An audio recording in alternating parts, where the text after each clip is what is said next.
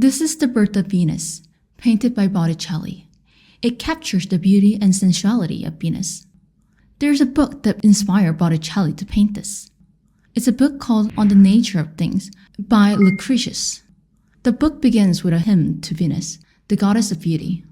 Wander freely after the freely wandering Venus, and lead elsewhere the tumults of your mind. Lucretius was a poet and philosopher in ancient Rome. What does it mean that he was a poet and a philosopher?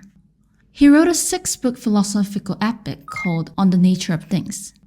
It's said that he went insane after drinking a love potion given to him by his lover.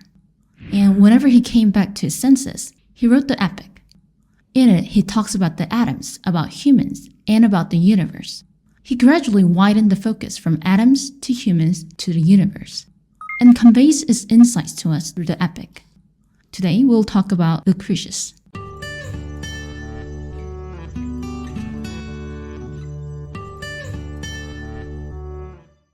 There are 2 representative atomists of ancient Greece, Democritus and Epicurus.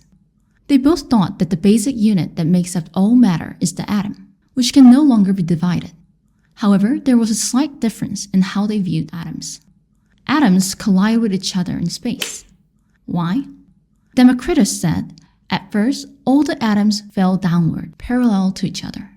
But the heavier ones fell faster than the lighter ones, causing them to collide.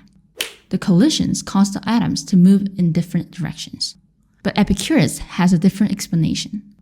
Epicurus says that atoms normally fall in a downward motion, but sometimes they deviate from the path by chance. So naturally, they collide with other atoms.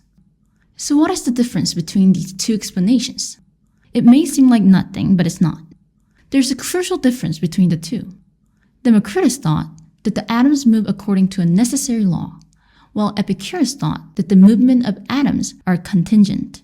To take a step further, Democritus was a determinist, while Epicurus was a free willist. Marx noted the difference between these 2 atomists. So, his doctoral dissertation was entitled The Difference Between the Democritian and the Epicurean Philosophy of Nature. Lucretius accepted the Epicurean atomism. According to Lucretius, the universe is infinite, and an infinite number of atoms are in motion in the infinite universe.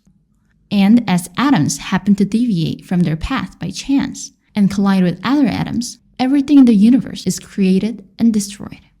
There is neither a God who created the universe, nor a God who presides over it. What there is creation and annihilation caused by the collision of atoms. Not only did Lucretius deny the existence of God, but he also denied the existence of human souls. Men do not have souls, only bodies. So when a man dies, the atoms just scatter. Like this, Lucretius was a materialist and an atheist. The ideas of Lucretius seem very modern. He says, from the time of old, being many and chanced in many modes, they are driven abroad and vexed by blow and blow. They thus at last, after attempting all the kinds of motions and conjoining, come into those great arrangements out of which the sum of things established is created. Throughout time, there have been an infinite number of combinations of atoms, and only the ones that fit the environment survived. It's like the survival of the fittest. He also gave a similar explanation for the body. The eyes were not created to see, but the atoms just happened to be combined in that way, and they have the ability to see. This sounds a lot like Darwin's theory of evolution. Not only that, but he also talked about the beginning of civilization, the origin of language, the origin and use of fire, the discovery and use of metals, the origin and development of agriculture, the development of technology, and the phenomena of the atmosphere. He wrote on a wide variety of topics in the epic. Lucretius denied the existence of God and the soul. Thus, we don't need to fear God or death. Death is just scattering of atoms. There is no such thing as reincarnation or going to heaven or hell. We're just here in this world before we're gone. So we should accept the transience of the world and try to reduce pain and increase pleasure while we're alive. Knowing that everything in the universe is made up of atoms liberates us from this fear. This is also the reason why Epicurus believed that the wise are happy because they do not fear God or death, and they control their desires and emotions to maximize pleasure. For Lucretius, the goal of philosophy is happiness.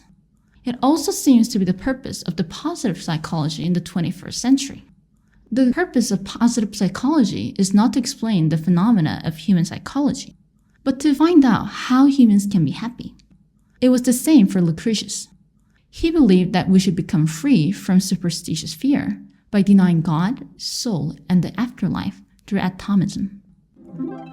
The Roman papacy didn't like that Lucretius's On the Nature of Things denied God, the soul, and the afterlife. So the book was banned. From some time on, the book was lost forever. But around the 15th century, Poggio Bracciolini, a scholar who was devoted to manuscript hunting, discovered a manuscript of the book in a monastery in Germany.